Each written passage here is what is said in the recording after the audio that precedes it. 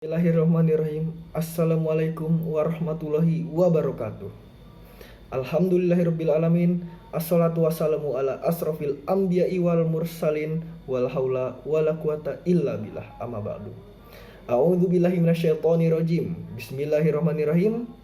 Wa idz ta'adzana rabbakum la in syakartum la azidannakum wa la in kafartum inna adzabi lasyadid. Shadaqallahul azim. Setiap hari Allah telah memberikan banyak nikmatnya kepada kita. Kita telah diberikan hujan nikmat tiap harinya. Akan tetapi hanya sedikit dari kita yang bisa merasakan nikmat tersebut, yang bisa mensyukuri nikmatnya.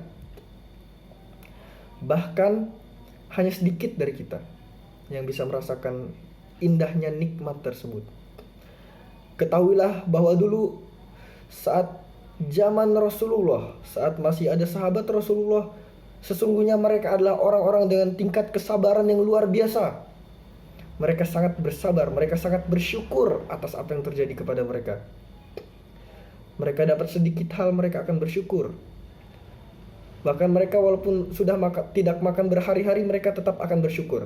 Seperti saat terjadi perang Khandaq. Sesungguhnya saat itu musuh menyerang dari luar dan dalam. Mereka tidak mempunyai perbekalan, lalu mereka pun menggali sebuah parit. Mereka menggali parit tersebut dalam keadaan lapar.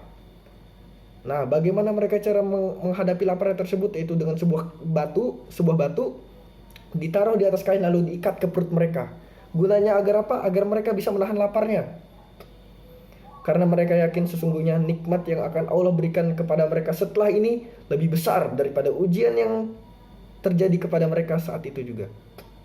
Ada sebuah kisah dari sahabat Rasulullah terakhir yang bernama Abu Kilabah.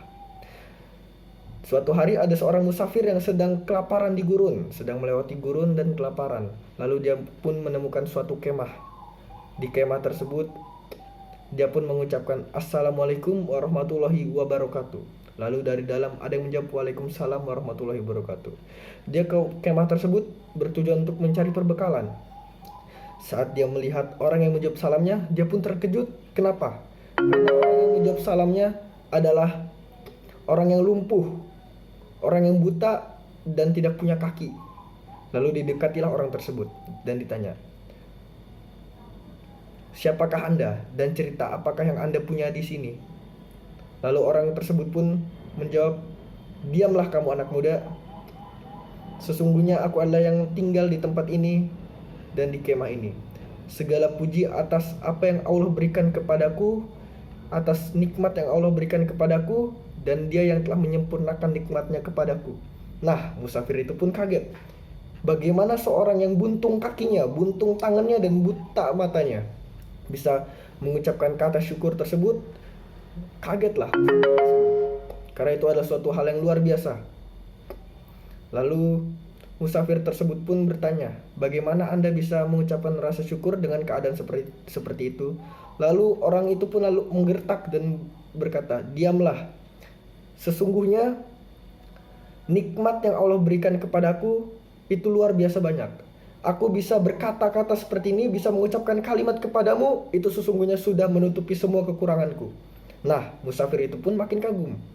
Lalu orang itu pun meminta sesuatu kepadanya, yaitu untuk mencarikan seorang anak, yaitu anaknya sendiri. Dan dia ada di sekitar gurun tersebut dan belum pulang 3 hari. Lalu musafir itu pun mencarinya. Dan di dekat kemahnya tersebut, dia menemukan sebuah bangkai yang sedang dimakan oleh singa. Dalam hati musafir tersebut pun yakin bahwa itu adalah anaknya tersebut karena tidak ada orang lain selain mereka di gurun ini.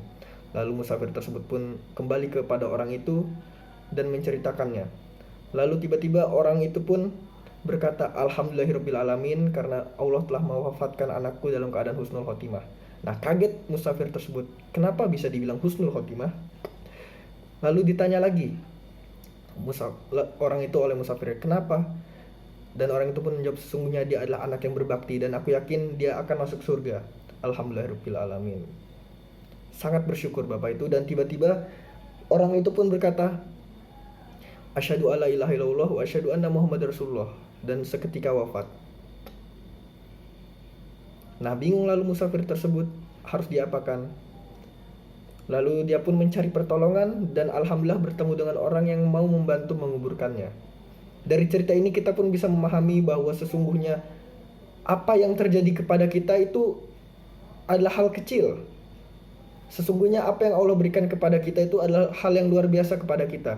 Hanya saja kita yang tidak mensyukurinya. Bahkan orang yang buntung, orang yang buta, dan orang yang tidak punya kaki dan tangan masih bisa bersyukur. Atas apa? Atas dia masih bisa hidup saat itu juga. Bahwa Allah masih bisa memberikan kesempatannya untuk hidup.